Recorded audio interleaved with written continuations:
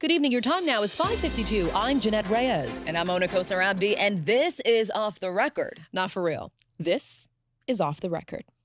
I walked in, I sat down, and the first words that she said were, and my stomach dropped. Eni Popoola is a former big law attorney turned full-time fashion and beauty content creator with nearly 1 million followers. So they gave you an ultimatum. They said, you continue working here, but you stop the blog or you leave. I submitted a letter of my immediate resignation from the law firm that I was employed at. She made the ultimate pivot, trading prestige for purpose. So you were in big law and you realize after Harvard, Columbia, passing the bar, I'm not really feeling it. What happens then? How long do I have to wait to start doing the things that I want to do? Because we've been doing this law school, make it through 3 years, college, make it through, it's only 4 years, you'll get through. How many times am I going to have to stick it out and get through it? So what do you do when you're faced with, you need to choose between what you love and what you're supposed to do? In my case, what I did was She left corporate law, but not the fight. Now, Eni uses her platform to make sure Black creators are paid their worth. it's the same group of 20 Black women that you're bringing forth for these opportunities. There are more girls who are on the come up. There are girls who are worth your time and attention.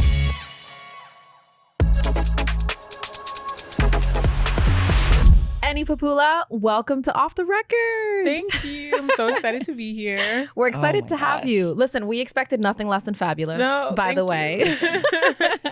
You are always fabulous. I came across your TikTok a few years ago and I'm like, does she have the same 24 hours in a day that I do? Because you're so organized and I love it. But back then, you had just passed the bar. Mm-hmm. At least when I came across your page. You had been a content creator for a while. Yeah.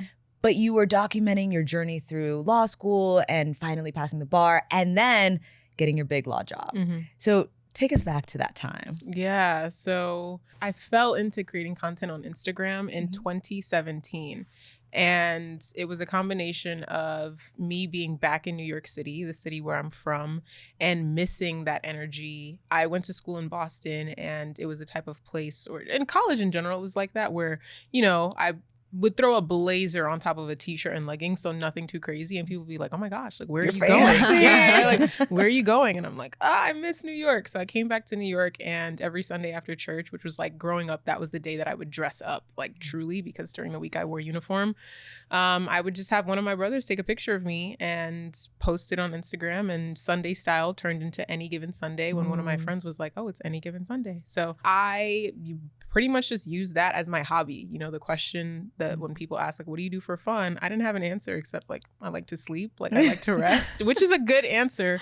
But for me, it was content creating, and I had always planned to go to law school. So that was always in the cards for me. But while I was in law school, I, you know, began to take it even more seriously when I started to see that there was growth, that I was, you know, experiencing what a lot of people hope for when they put out content, which is that it resonates with people, that people see you, that you get more opportunities. And, you know, I went to law school still in New York City. So that was something that aligned for me as well, being in a city of opportunity, being a city where my brothers are still there to take my pictures. Free labor is like the way to go. I started off paying him in Chick-fil-A, I will say. So it was never always free. I know. So, and yeah, I had always planned to go to a law firm and obviously take the bar, and I passed the bar, which that was a lot.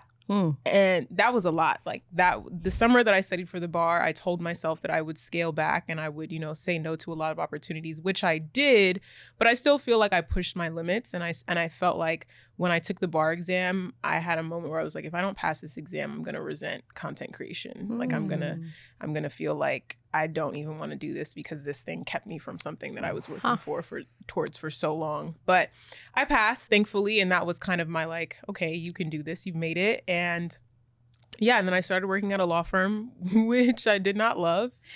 Tell us about why. I feel like that has to be a scary realization given how much work you've put into getting there.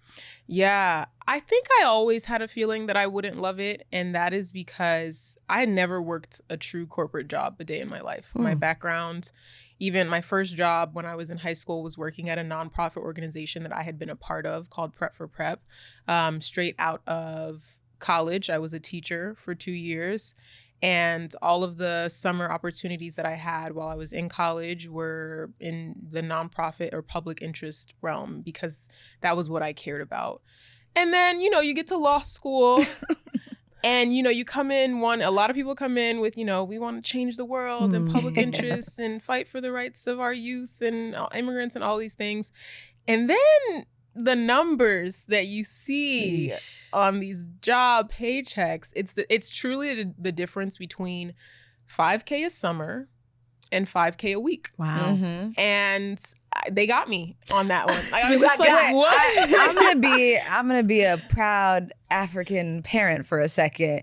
Tell them where you went to school. Yeah, 'cause she's saying when I Boston. tell you, if I had your resume, my mom would be on the phone every day. Like, do you know where my daughter goes to school? And my mom does. So for undergrad, I went to Harvard, and for law school, I went to Columbia. So it is a double Ivy, which I'm very aware of.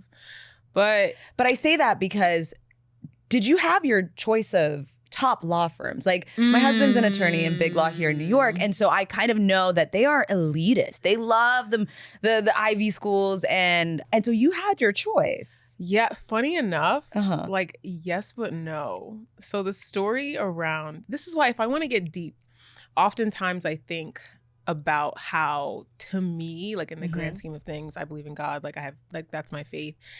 And I really do think that in some ways the purpose of my job was to keep me in New York City when I didn't want to stay in New York City.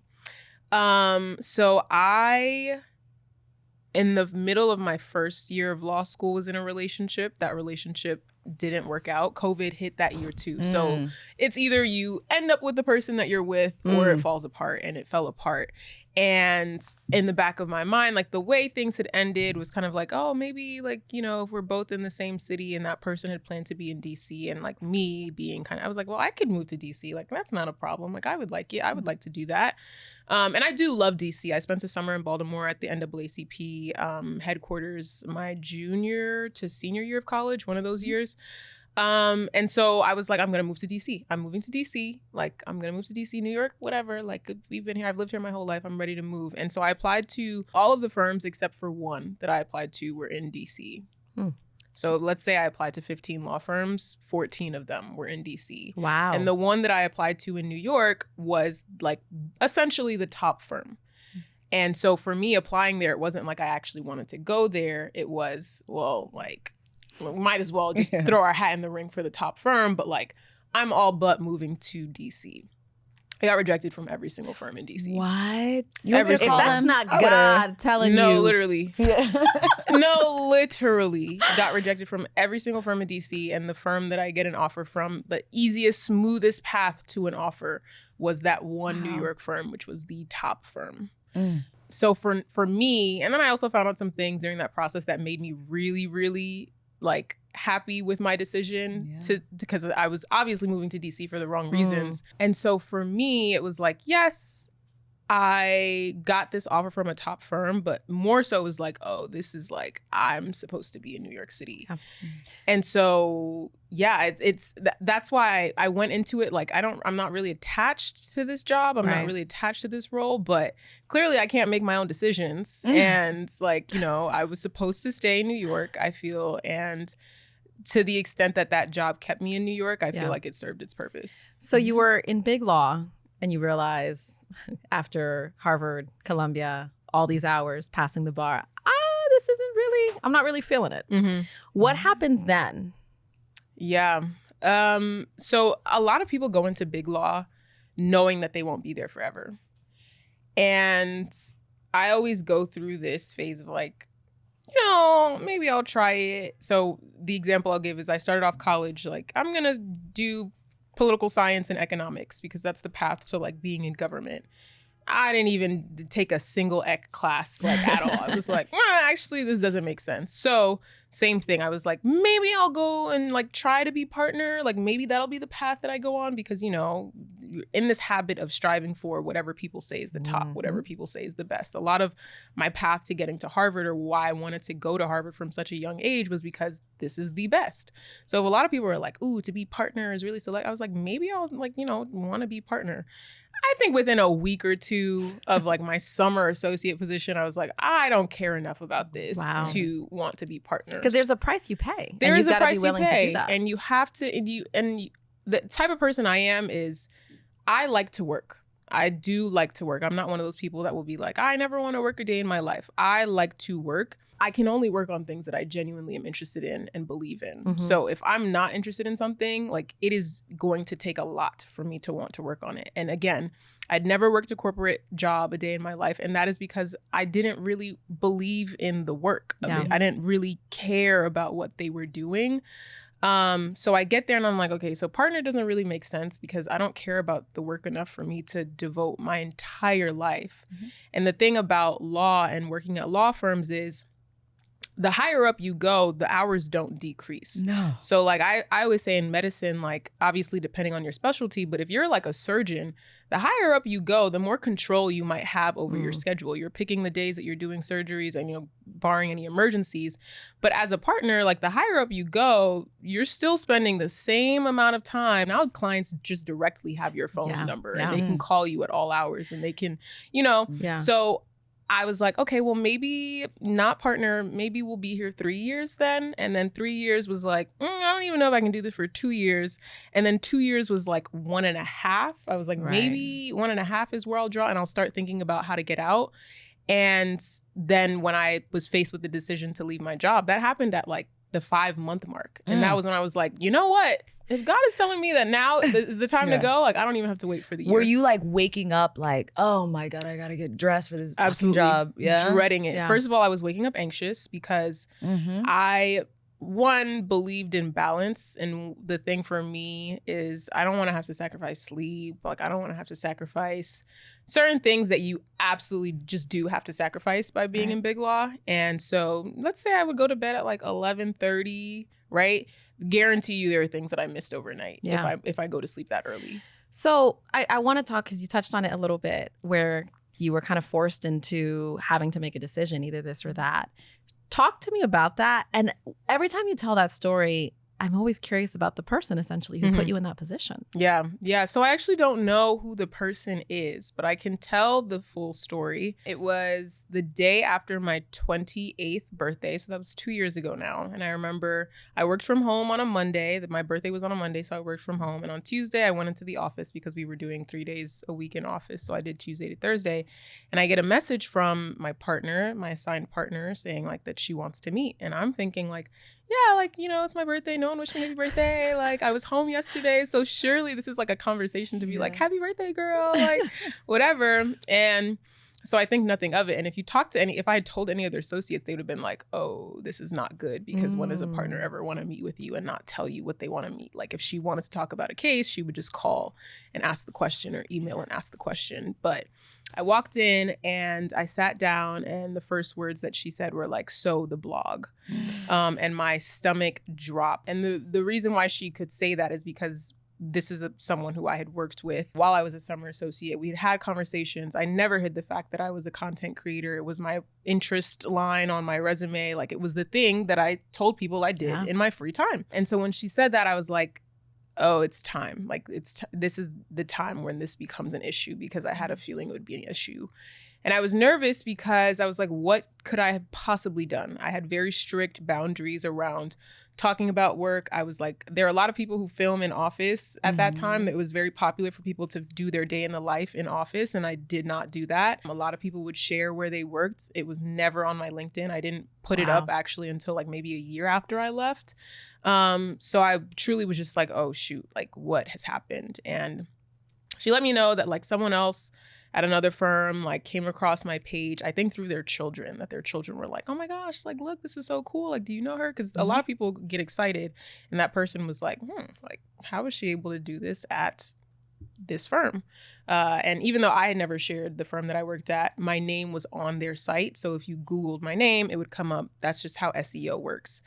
And that person, you know, calls up one of their buddies at my firm. And then that person goes to my partner, even though she was my assigned partner, but she was also the HR partner, like the person that would also have this conversation with anyone who had sort of like a workplace issue. So it was like, I'm talking to you in your capacity as my assigned partner, but I'm also talking to you in your capacity as like the HR partner.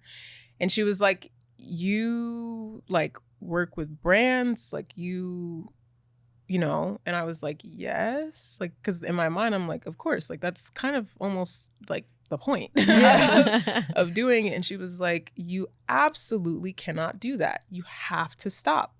And so they gave you an ultimatum. They said either you continue working here, but you stop the blog, or you leave. So it wasn't phrased as an ultimatum. So the three main points in that meeting were, we have a policy, an outside of work activity policy that says that you cannot do work legal or non-legal. And again, I'm sitting there thinking like, I'm not doing illegal work. And I'm like, oh, she means you can't do any work. And it wasn't registering to me because I'm like, this thing that quite literally is a hobby to me, you're calling it work. And I'm like, this is just, you know, for funsies on the side on the weekend, and you view it as work. And I'm kind of just like, this is not employment, but the language of their policy was so vague that it would encapsulate anything that would bring you any sort of income. So that was the first layer. And my first thought after she said that was, oh, it's time for me to leave. And it wasn't because like I was so attached to the sponsorships or anything like that. It was because of what I had known, the conversations I had been having with myself and with some friends about like how long. I remember asking a friend like about a month or two before that meeting happened, where I was like, how long do I have to wait to start doing the things that I want to do? Because we've been doing this law school, make it through 3 years, college, make it through, it's only 4 years, you'll get through. And I'm like, how many times am I going to have to stick it out and get through it to actually get to where I want to go? And was that your dream, or was that your parents' dream for you? It was my dream.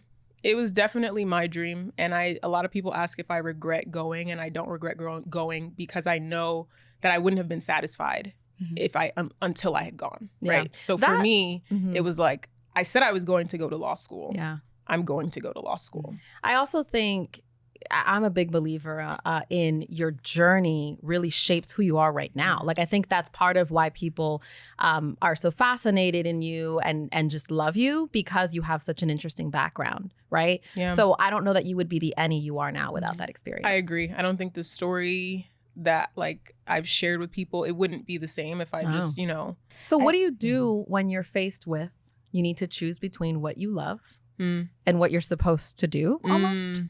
Yeah, well, in my case, what I did was choose what I loved, which I think for me, if you asked me even a week before that happened, if I would do something like that, I would tell you absolutely not. Like, it was up until that day, the morning of, I would tell you, you would ask me, do you want to be a full-time creator? I'd be like, no, no, this is just the thing that I do on the side. It's a thing that is for fun. It's a thing that makes work bearable, right? Because now I go home and have something to look forward to doing. But I always, I emphasize, like, I was in a position where everything was aligned for me to be able to make that decision. So I financially was fine. Logistically, the summer before I started working, there's like a time period between when you take the bar and when you actually start. And that's like maybe a couple of months.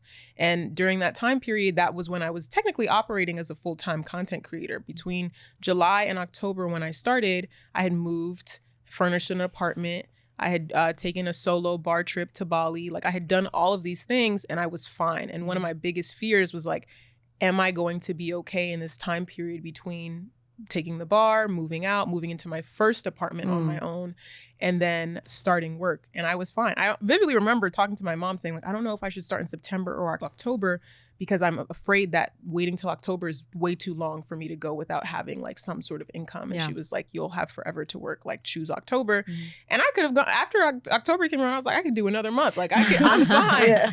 So for me, it was financially, things were okay. Like, in terms of knowing whether I could work and actually take it seriously, I knew I could. So leaving wasn't, funny enough, the biggest concern that I had wasn't, am I going to be okay? Or what is my mom going to think? Because she was supportive immediately. She was like, oh yeah, like, and for her too, she was like, you already got your degree, so I'm still telling people you're a lawyer. Wow. Like, exactly. Well, yeah, they can't take that away from you. Exactly. Yeah. One of the things that you said so beautifully, I think I sent it to you right away, because we also pivoted away from journalism. And it's something that we had worked all our lives for, and we kind of had this goal, and suddenly you're at a crossroads and you have to decide between what makes you happy and what society thinks you should be doing.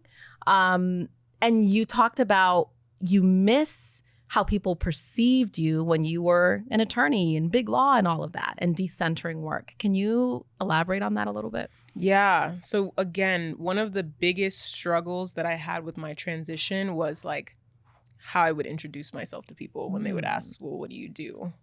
Or what are you in? And I was so attached for so long to saying, I'm a lawyer, but I'm not practicing, and so I'm a content creator. Or I have a background in law, but I'm a content creator. You know, like leading with the law, or even if I didn't lead with it, saying content creation, but then managing to find a way to insert things that would prompt people to be like, oh, like, you know, mentioning like, oh yeah, when I was in law school, or like, oh, I lived in Harlem when I was in law school, and be like, oh, you're a lawyer? Like, da-da-da-da. I go to the coffee shop. I used to drink this coffee when I was in, I was at Harvard in law school. Exactly.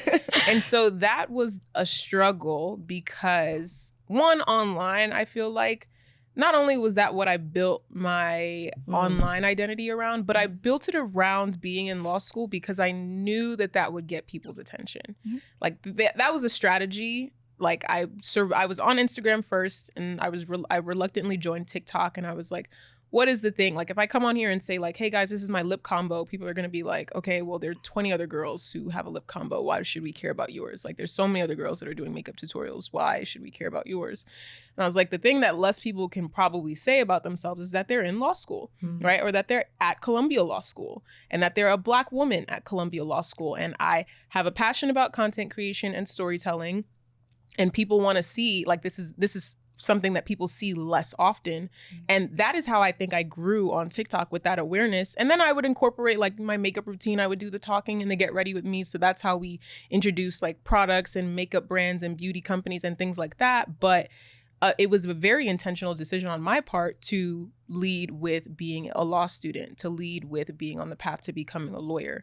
And I mean, say what you want, but I think like what people lead with online, it's hard to not internalize that. It's hard to not think that that is who you are, that is all you are. If you are only posting dating content, it's hard to not like believe that your life revolves around dating. If you're only like, it's really hard to separate those things when you lead with that and when your audience latches onto that. So, but what I also think too is that usually when it comes to like female dominated career fields or industries, people see it as less than, right? So when it comes to content creation, a lot of people, even though you are running your content creation journey as a business and you're making money and you're making a lot of money or whatnot, people don't legitimize it because they see it as like, oh, you put on makeup or you do this. So for me, what really stood out too is like the fact that no, you did everything that everybody, you know, admires and holds to high regard. And then you chose to do content creation to show that it's not about, oh, this is the only thing that's available to me. But it also, I feel like, legitimizes the industry too, to see women can have multiple interests. Yeah. And that had been, if anything, less so being this lawyer. My whole brand was built around, I can do what I want to do, right? I can be many things. I am many things. Everyone is many things. And so it doesn't necessarily make sense to be like, this is the one path I'm going to be on for my entire life. It doesn't make sense. So it's one thing to kind of change that mindset about yourself. It's another thing how people are receiving it. What was the reception? What did people say? Surprisingly enough, my biggest concern was that like people are going to leave. They're going to be like, oh, another sell, because I'm very attuned to what people say about people who go full time as influencers. And a lot of the things people say are like, oh, like you're a sellout, or oh, you've changed, oh, blah, blah, blah. I think the context under which I left made it an inspiring story for people, which was the biggest surprise that I had. I was not expecting that at all, because to me, I was like, what are you talking about? I'm a quitter. Like I quit. Like I 5 months. I didn't even last a year. What? And people are like, yeah, you like stood up. You told them that they can't run you. So many people even reached out to me after the fact. People who I had noticed were content creators and then had fallen back. And they were like, yeah, my firm did something similar. They essentially called me in and said, I need to stop. And it wasn't about deals. It was just about existing online publicly. They said, we just don't like this, so please stop.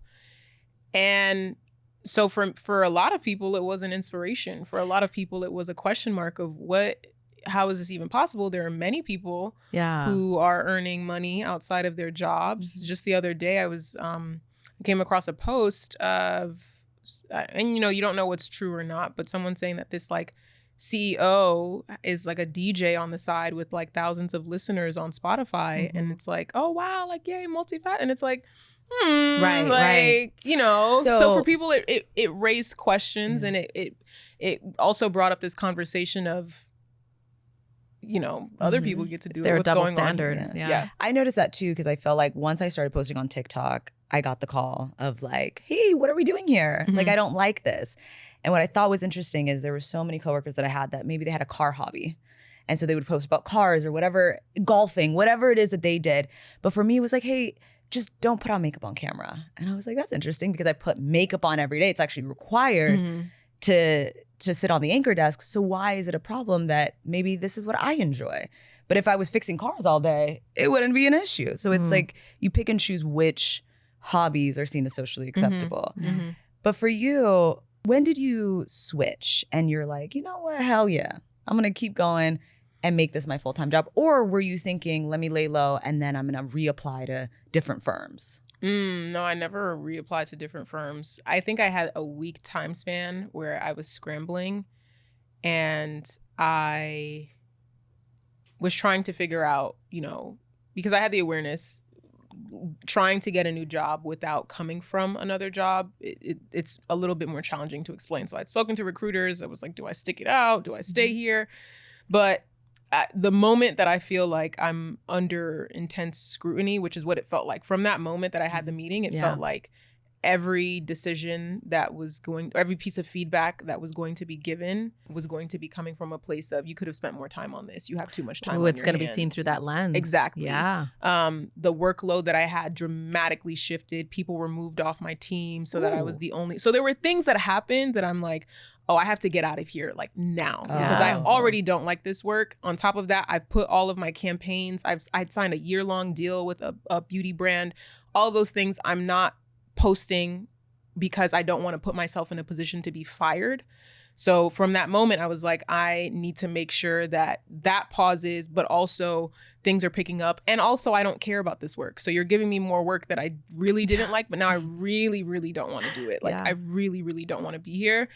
And so that was when I had spoken to some like mentors who were also lawyers who were no longer practicing and were full-time content creators. I remember speaking to Marsha Robinson, and she was like, you got this. Like, it's going to be okay. You'll be fine. And I had a feeling that I would be, but I was like, should I be looking for other jobs? Like, should I be? She was like, if you, whatever, you will be fine if you want to do this full time. And so she was one of the people who I spoke to, and she had been in a position that I feel like was most closely aligned with mine, being that she was a lawyer and a content creator. And so, yeah, for me, I was just like, I've done this. I did this over the summer. Like, it's okay. If I want to go back to it, I can, but it's okay for me to get myself out of this situation right now.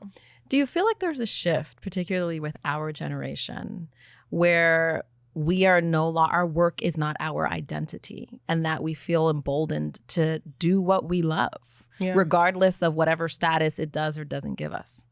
I definitely think there is a shift on multiple levels. So I think our work not being our identity is one part. I think monetizing everything is also a part of it. Having your own brand. Having your own brand.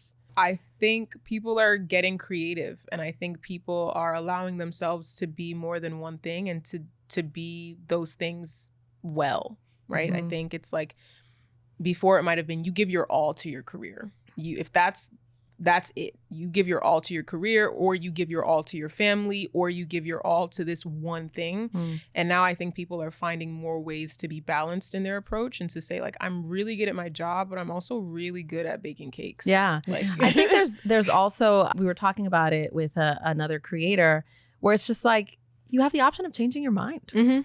I don't want to do this anymore. Yeah. Like, you can change your mind, you can pivot, and that's okay. It doesn't mean you're fickle. It just means you have a lot of passions. Yeah. You know? I agree. I love that. I'm sure, aside from, obviously you said it was a strategy for you to talk about your law school experience, but I'm sure when it comes to those contracts, that being an attorney does come in handy. How have you found that your background helps as a business now, as a content creator, to decipher through the noise? Yeah. I would say the biggest thing is attention to detail. That is something that I learned. I would say I always had it, but I think it became even more amplified in law school. I was on the law review, and this is when you're spending hours just trying to figure out where the period should go. Like you're debating with people like, should the comma go here? Should this be italics? So the level of attention to detail that is necessary or that you gain in law school is through the roof. And that's why I always say I'm not regretful. You can never make me regret getting education and gaining knowledge. Never, ever, ever. So I think that same, just level of attention to detail comes through with something like contracts, with something like reading briefs, with something like trying to understand what the brand is asking of you and, communicating that through your videos, but also asking questions. So I think on all levels, being someone who has gone to law school, not just it's beneficial, not just with the contracts, but just in how you approach your content, how you're understanding what your audience wants of you, how you're understanding what a brand is asking of you, how you're managing relationships with people online and in real life, and doing the delicate dance of pleasing people, but making sure you're staying firm in who you are as well, and able to communicate who you are to people. So I think law school, I would never, I think most people wouldn't, put the two together like, oh, I'm going to law school to be a content creator, but there's a lot there that it helps. What's been the steepest learning curve for you? Ooh, the steepest learning curve. Like, did you have an entrepreneurial spirit? Did you know how to? That's a good question. You did? I did. How did you develop that before this? I don't even think I realized I had an entrepreneurial spirit until someone else saw it in me. My first year of law school, and this is probably the point in which I realized that I wasn't going to practice forever. I had a mock interview for a law firm, and I went in. It was a 30-minute mock interview with this woman in career services who I didn't know when I sat down with her that she was the JD MBA advisor, but by the end I learned. And we just spoke. Like, it was a regular mock interview. She asked me to talk through my resume. I was a 1L at the time, first year of law school, so there's not much we can talk about in terms of my legal experience. So I'm basically just, how I'm having a conversation right now is how I was having a conversation with her back then. And at the end of the interview, one of the first things she said to me was, have you ever thought about getting an MBA? Oh. And I was like, huh? It's like, I've thought about it only in theory of like, oh, maybe it'd be nice to be like, Ma'am, I have you an have extra enough degree. degrees. I know. You just try to clean house now. That was why I was like, the only reason I've thought about it is because it's like, it sounds good to be like, I have a JD and an MBA. Well, you're sitting here after a 30-minute conversation and you're telling me that you think I might, benefit from the JD MBA program. And once I had learned more about her and her background, like she also had an entrepreneurial spirit. She also didn't quite fit into one box. She also had a legal background, but had done other things in her career. That was the first time that someone had like seen me, heard me speak 30 minutes tops and was like, there's more to just law. Yeah. Like she was like, I think there's going to be more than just law for you. So that was the first time that I think someone recognized a sort of entrepreneurial spirit in me. But I would say that the moment I started creating content, there's so many points in my childhood. Like I was the kid with the easy bake oven. Like, hey, try it, taste it. Like, is it good? Let's do something. Selling candy to people in your church or on the subway or things like that. So how do you, from a content creation perspective, like I do it full time too, and I totally underestimate it. It truly is a business. Like you leading meetings. What's the strategy? What's the vision? Delegating. What's the approach to your business in terms of scaling, streams of income? Because I think people look at it on cam and it's like, oh, it's just cute. You just put makeup on and making a lot of money.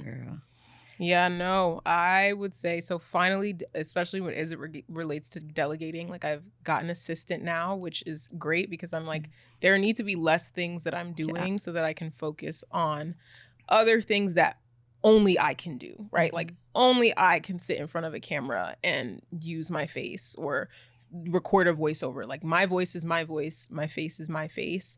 And even some of the ideas that I have are my own.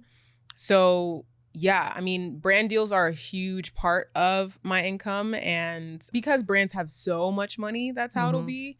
But I also know that I want to have my own business. I know I want to write things. I know I want to publish things for sure. But I am so content with letting those things happen in due time instead of trying to rush into them. Because initially, like even a few months after I left my job at a law firm, I actually joined an early stage startup. And again, I kind of did that because, it was like, okay, you can be the legal person. And I was like, great, like I have a title again in law. And so me like decentering work or decentering titles has looked like not rushing to do something, because that urge to rush into it is coming from a place of feeling like what I'm doing now is not legitimate. And it is. And so I've been looking at people and creators who have been doing it for a decade plus, who are, you know, just getting to a place where they're launching their business. And I'm like, hey, I've been full-time for 2 years. Like, it is okay to, you know, get to hone in on repetition, to hone in on just getting my footing as a content creator before trying to, you know, do something big or pivot again. So yeah, brand deals are a huge part of my income. Of course, affiliate, you know, marketing and things like that. Yeah. And there's definitely going to be more. And people will ask, like, if TikTok is gone tomorrow, like, you know, the big question that they have for people is like, how will you? And I'm like, I don't know. You don't go to a rapper who has a popular song right now saying like, well, what are you gonna do when this song is done? And like, you know, there's so many careers where you just don't know, right? Yeah. Like that's you're going up to an athlete who's just won a gold medal saying like, what are you gonna do after sports, right? And it's like, what do you do if your foot is you know, what do you broken? do if you break your foot tomorrow? Right, Like, right. what are you gonna do if you get injured tomorrow? And it's like, hey, yeah, there are so many jobs out there where you don't know what is happening next. But I trust myself. I trust my entrepreneurial spirit. I trust that I can do many things well enough to be able to figure it out. And if I had to start from scratch, I would do it. I would figure it out, and I would get back to where I want to be. I also think it speaks to like when people say that, I'm like, oh, you're way too comfortable at your job. Like no job is guaranteed. I say that all the time. I'm like, I don't put my faith in any job. Nothing. No. In any job. Yeah, you learn that The way quick. these layoffs go. Listen. Yes. Yeah. Also, speaking of affiliate marketing, girl, you got me to spend $400 on a dress. I'm not gonna lie. Shot out. It's one of my favorite dresses though. You know, sometimes I'm not gonna lie to you. Sometimes I'm not in tune with the level of influence that I might have. So I'll be like, just I'm like, over here you know, now. I'll put it out there. But like, is anyone really doing anything? So I'm like happy to hear that, but sorry. You probably have people like muting you, like, I cannot spend another dime. She cannot pop up. No, I'm like, so sorry. Check limited exposure. I'm just kidding. I'm so sorry. No, I'll take all the content. But what I do want to know, because I mean, you work hard. Clearly, you wouldn't get to where you are and accomplish the things that you do without working hard. But what does your day look like? Because when you don't have someone saying, "Hey, Eni, aside from brands, you need to be making this many videos. You need to do this." How do you manage your day? Yeah, I love that. So funny enough, I started 5 a.m. wake ups when I had started at my law firm. And the reason I did that was because I wanted to be able to do certain things before I got to work. And so I was like, in order to, you know, hammer out some emails, maybe film some videos, I need to be up and also do some of the things that make me happy, like go to the gym. I was like, I need to wake up 5 in the morning. Obviously, that wouldn't necessarily be a thing every day. If I was up on a deal or on a case until 1 a.m., I'm not waking up at 5, and maybe I'm not going to the gym. But for the most part, I do try to maintain 5 a.m., 5:30 wake ups, because that is a time where the rest of the world is quiet. And the moment you get to 8:39 notifications, it's on and popping. It's on, and the day is no longer yours. So I do my own morning routine. And then the first thing that I'll usually do, or when it's time to kind of start work, is just check my emails, check Trello, which is the app that my management agency uses to manage my campaigns. And then if I have any work, I'd like to get sponsored videos out of the way, just so I'm like, let me make the people who are paying me happy. Yeah. And then I will transition into doing my own content. So whatever I'm inspired to do, I usually have a lot of videos to edit. I've really been having fun on YouTube. And so I typically try to post around Wednesdays. So if it's Monday, Tuesday, I'll be editing those videos. And, you know, Tuesday, and then there might be events. So if I have, my day changes depending on if I have an event. If I have an event, I might film around that event, whether it's a get ready with me or my outfit. I always say events kind of extend the workday. So I might go easy on myself in the first half. If the event is from 6 to 9, like that means I'm not getting home until 10, and then I'm going to be up cleaning and all that type of stuff. So on days where I have events, I like to keep my days like bottom heavy, and there'll be film heavy days and out reels or things like that. But I love admin days. I love being at home and just editing and just filming content when I need to. So yeah, it's either heavy film days or we're going to edit and do admin. Nice. I want to talk to you about, there's been a lot of conversation about the disparity between Black creators and white creators, how you gotta, it sounds familiar, work 10 times harder just to be possibly on the same level. What are your thoughts on that? How much truth have you seen that there is to that? Oh, I think there is absolute truth to that. I think it is absolutely structural. And that is why I've spoken about this on my YouTube channel before, that people say what they want to say about management and being signed to an agency, especially because they take a cut. But the amount that I would get from a deal, I think the first time I had this realization, I'll give you an example. The first time I signed a trial with an agency, I had quoted a brand that I had worked with and had a strong relationship with. And whatever the deliverables were, I told them that my rate was $1,000. We hadn't locked in anything yet. So when I had said that I was like, things have changed. I now have representation. So I'm going to hand the conversation off to them. They came back and they were like, yeah, so it's now $7,000. That's what we were able to get from them.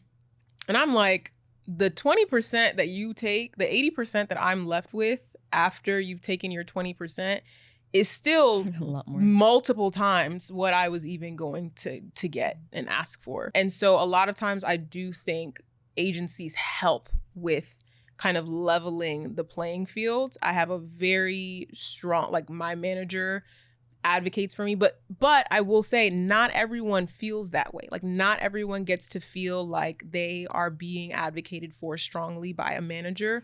Sometimes they're just, again, not seen as important. And that's when where even having an agency or having the relationships doesn't mean much, because it's really personal. Like it's the same way I say, whatever corporate environment you've been in, it's the same exact dynamics in the influencer industry. And I think people think that they see lip gloss and hairspray and they're like, oh, like it's just, and I'm like, no, it's the exact same way where, they're calling up their buddy to do the deal, to close on the deal. And it's the same thing. Like, oh, I love this girl. She's on my For You page. Like, let's pay her big bucks because I really do like her. Like, I really like her vibe. And sometimes that's really, really how it is. And I think we hide behind, oh, this brand and that brand, when it's like the brands are made up of individuals. And so, yeah, it's really tough because individuals have their own beliefs and their own biases and their own perception of who is worth what and whose content is worthwhile. And so it takes a lot of advocating and a lot of other people who are decision makers opening their minds to seeing what their role is. When you said that, it reminded me of what my manager said once, which is, like you said, these agencies are made up of people who are going off of the people they follow on their pages and who's popping up on their For You page. And the algorithm is giving them more of what they like to see. And oftentimes it's people who look like them. And so when she's been on the agency side and they're looking for a Black creator for something, they're like, do you know a Black creator who would be good? And they don't see them enough or follow enough of them on their page. And you're literally not on their radar.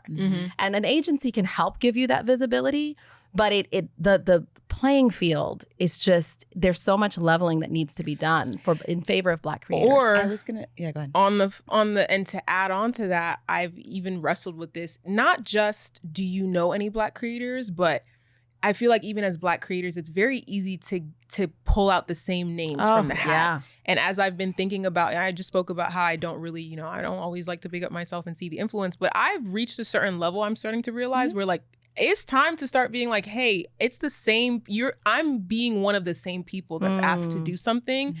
How can I start like looking, I'm like, it's a responsibility of mine to actively look and engage with content from new creators and repost them and follow them. And so that when the time comes and I can say, hey, it's the same group of 20 Black women that you're bringing forth for these opportunities. There are more girls who are on the come up. There are girls who are worth your time and attention. And it doesn't have to be like, oh, we have a Black girl. We know, look, we follow Black girls. Girl, and it's like, it's the same vibe.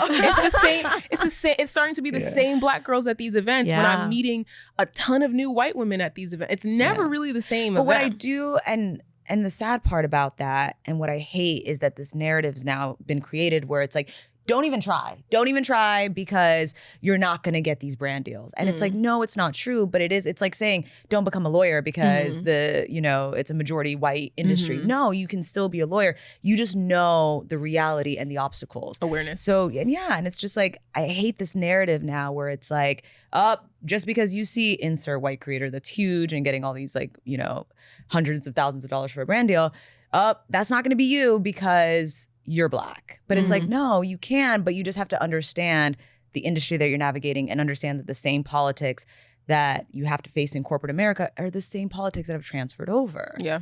But what would you say to somebody who is like, they see you, they look up to you, they want to pursue content creation, but they feel, I don't have the clothes, I don't have the makeup, I don't have this. What would you say to them? You have to start somewhere. You have to start somewhere. Everyone, I'm not going to say no one, because some people really are really born wealthy, and that's what draws people to their content. But you have to start somewhere.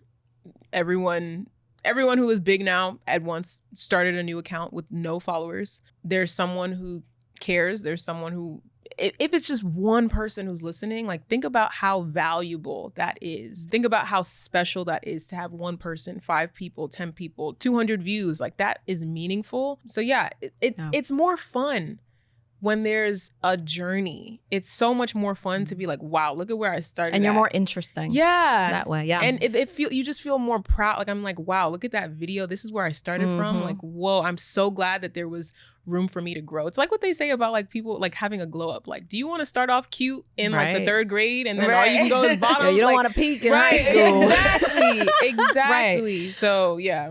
What were we going to say? I was going to ask about boundaries, because I feel like you do a great job of being vulnerable, sharing your experience. But I don't know everything about you. You don't do the So spill it all overshare. right now. I'm That's so funny. No, Give us the message. there are so many things that make me realize that people don't really know me, which is so hilarious. Like, I had a birthday party a couple of weeks ago, and I saw a couple of comments that were like, wow, I love that everyone was Black at this party. Like, wow. And I was like, oh, you guys don't know me? Like, why is this a surprise? Like, the other day, someone commented, I filmed a video of like me getting ready in Dubai, and someone was like, I love you, but it definitely gives you're going to end up with a white man. And I was just like, Wow. Okay, one, this is such an interesting comment. And number 2, I'm like, I've never dated outside of my race. I've never, like, it's certain things that I'm just like, the people who know me are like, why would you even think A white that? man. Yeah. Why would you even think that? And I'm not opposed to interracial dating at all, but it's just like not what my experience is. So it's so funny, because I think I would say I do a good job of like letting people think that they know me without like actually Sometimes that's better. Like, knowing whatever it is me. that you believe, let's just stick And with I that. always think, I say that it makes it kind of sweeter for the people who do know me, right? Like, there's a part of me that my family gets. There's a part of me that my friends get that like not that hundreds of thousands of people don't get to have. And so, I like it that way. But my boundaries are, I don't post about what I don't invite commentary on. So if I don't want people talking crazy about my mom, if I don't want people talking crazy about my brothers, like, I'm not going to post. It doesn't mean that that people should have free reign to talk about those things or talk crazy about my loved ones, but I know the reality of the internet, and I know that people will say whatever, and it's only going to hurt me, and it's only going to hurt like the people that I care about. So I don't post about what I don't invite commentary on. That's the biggest one. If I don't want to talk about dating, I'm in a like, I don't feel like talking about dating right now, because I don't know, I'm kind of tired of talking about men sometimes. And so I don't really post about that. A lot of people, will ask me about my workout routine or what I eat in a day. I don't really, the commentary on like people's bodies and physiques, I'm flattered. Like, if you like my body, cool, great. But also at the same time, like, that gets into weird It's a slippery territory slope, for me sometimes. And so I'm like, no, I'm actually not going to do it what I eat in a day. I'm not going to do it like, it's just, I don't want to invite commentary on like, ooh, you gained weight, or like, ooh, you lost weight. And I'm not doing any of that. So that's my number one rule. I don't post about what I don't invite commentary on. So speaking of your mom, just to wrap here, and your family, what do they think about Eni now? Oh my gosh, they're so proud. The other day, my mom literally just called me and was like, I'm just so proud of you. Oh. Yeah, and it was so sweet. And she was just like, I know you are very hardworking, and I know you work very hard, and I know you do a lot for your brothers and your family, which I do. She was like, I'm just so proud of you. So that was nice. Yeah. That means the world. It does. Right? They're so cute. I know. Moms are so cute. I swear. It's like, I know. Yeah, I love my mom. I love my family. I think everyone in my family is like exactly who I needed to just go through this journey of life. So yeah, everyone's really like proud of me. I was editing my birthday YouTube video, my blog, and so I'm like re-listening and to all the recordings I have of people's like phone calls, and everyone was just like, "Yeah, we're just so proud of you." Oh, We're I'd be so happy sobbing, for you." girl. I know. You're stronger No, than me. literally. God. Literally. So yeah, Oh I my just feel very gosh. blessed. I feel very blessed to have the family that I have because through everything that I've done, Yeah. they've supported me 1000%. You're very fortunate for that. That's awesome. Yeah, I agree. Yeah. All right. Well, where can people find you? Oh my gosh, you can find me on Instagram and TikTok at Any Given Sunday. And you can also find me on YouTube, Eni Popoola, or Any Given Sundays, where you'll be able to find that. You might be able to find me on Substack. I've always had a blog. I haven't posted on it in a very long time, but I will be getting back to writing because that is like my first true love. So anygivensunday.com. If every social media site goes down tomorrow, you can always find me at anygivensunday.com. Smart Okay, move. but like, say we get in trouble with the law. Should we call you too? Don't call me Don't for call that you. one. Okay. Yeah, don't call me for that one. But like, I feel like any cute I might dress. know some people. So let me tell you. I'm like, I might know some people I might be able to put you in contact with. But yeah. Oh my gosh, thank you so much for your time, honestly. Thank you. Love everything you're doing. You're so inspiring. Thank you and so we much. appreciate you. Thank you. Alrighty. And thank you for joining us here on Off the Record. Make sure you follow us on YouTube at Off the Record and Instagram at Off the Record Podcast. We will see you on the next episode.